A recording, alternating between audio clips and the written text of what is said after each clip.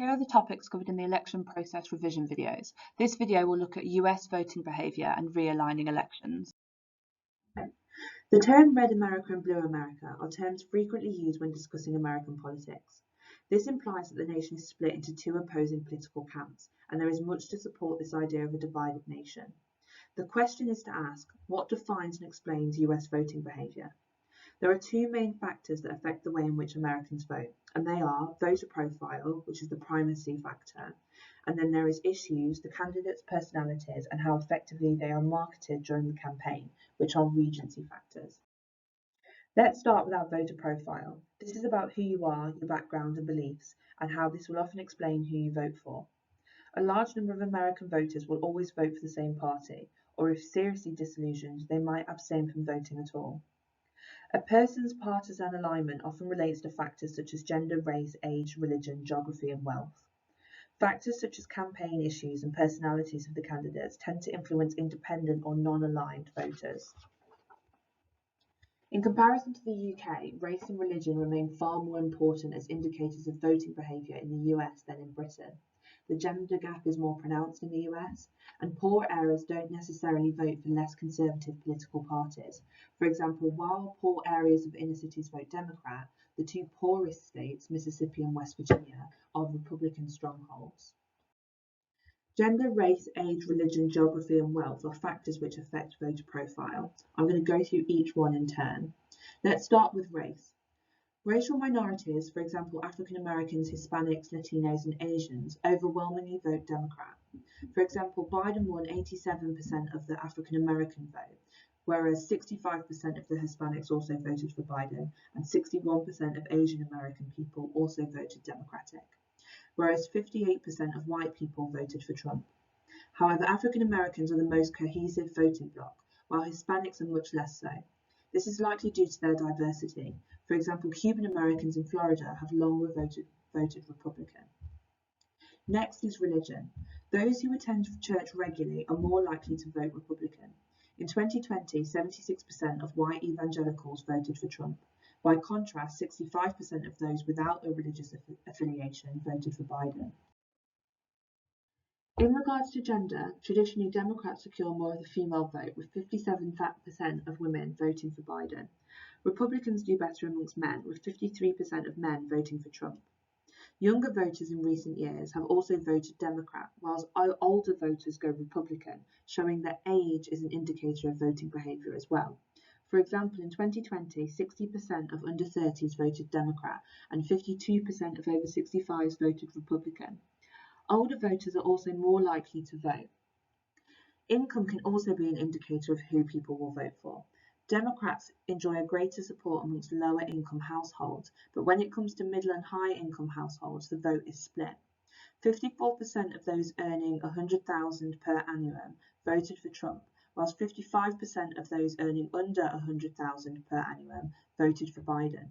Much of this depends on race and region. Republicans get a lot of support from white voters in some of the poorest states, such as Mississippi and West Virginia. By contrast, some of the wealthiest states, such as New Jersey and Maryland, are Democrat strongholds. Voter profiles tell us quite a lot about how likely it is that Americans will vote for one party rather than another. However, issues such as where someone lives, whether they own a gun, and theory political outlook, whether they're conservative, liberal, or middle of the road, for example, also come into play. In addition, voters can and do shift their allegiance as well as decide to abstain. For example, in 2016, Trump won over largest numbers of white lower-income voters without a university education in areas such as Michigan.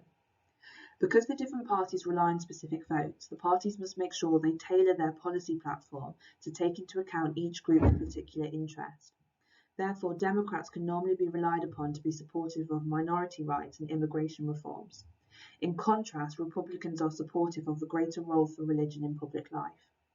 A problem for both parties is keeping their voting coalitions, as well as trying to reach out to new voters. As well as understanding why Americans vote the way they do, it is crucial that we understand why some Americans don't vote. Voter turnout in America remains among the lowest in Western democracies. In 2016, only 59% of those eligible to vote actually turned out to vote. There are 4 reasons for this. Reason number 1 is voter registration ballot laws. Only North Dakota does not require registration to vote. Everywhere else, voters must actively register to vote.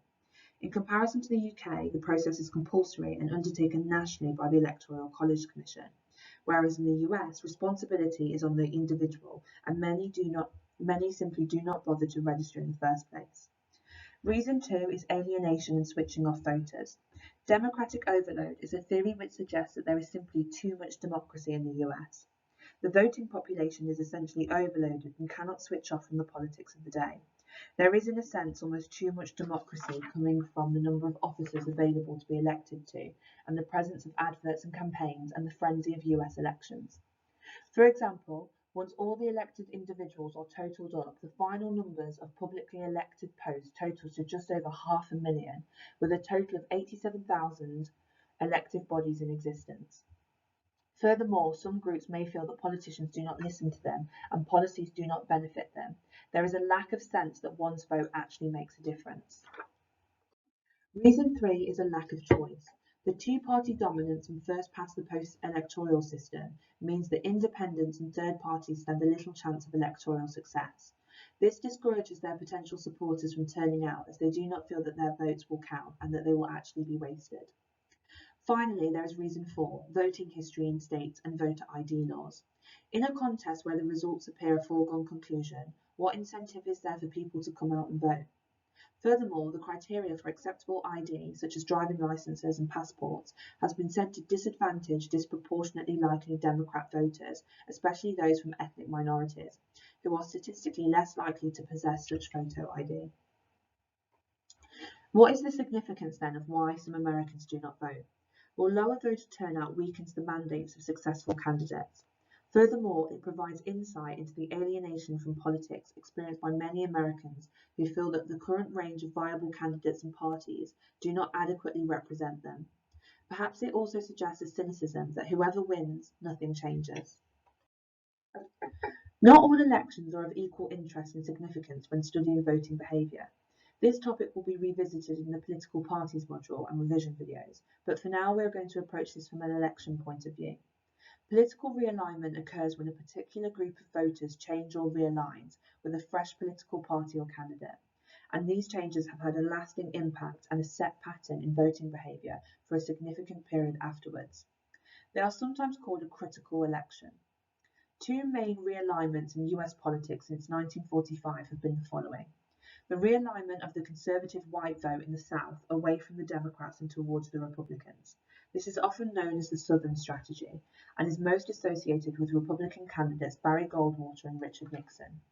In effect, this broke up the Democrat solid South and replaced it with a new Republican solid South.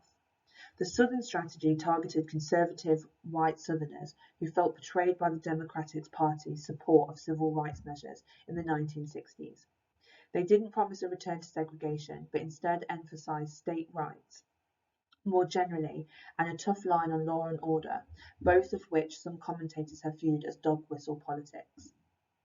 The switch in much of western and eastern coastal areas from being pretty competitive for Republicans to being Democratic strongholds can also be seen as a realignment of elections.